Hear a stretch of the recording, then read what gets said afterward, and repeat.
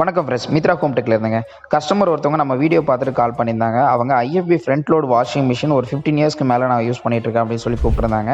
So அது வந்து ரொம்ப சவுண்டு வருது, ரெகுலராக யூஸ் பண்ணுற மாதிரி இல்லை, அது வந்து என்னென்னு பாருங்கள் அப்படின்னு சொன்னாங்க. இது எக்ஸ்சேஞ்ச் போடுறதுக்காக வெயிட் பண்ணிட்டு இருக்கோம். ஃபைனலாக ஒரு சஜஷனுக்காக கூப்பிட்டுருக்கோம் அப்படின்னாங்க.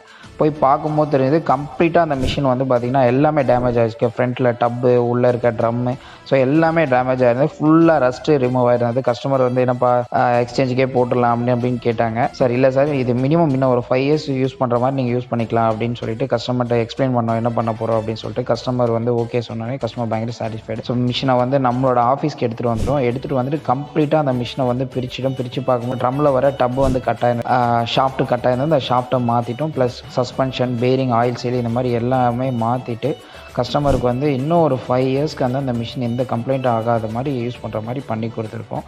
ஸோ இதே மாதிரி அடிக்கடிக்கு home appliances, washing machine, fridge இந்த மாதிரி அடிக்கடி கம்ப்ளைண்ட் ஆகிட்டு இருக்குன்னு சொல்லிகிட்டே இருக்க உங்கள் ஃப்ரெண்ட்ஸுக்கு இந்த வீடியோ ஷேர் பண்ணிவிட்டு ஒரு லைக்கை போட்டு விடுங்க. தேங்க்யூ.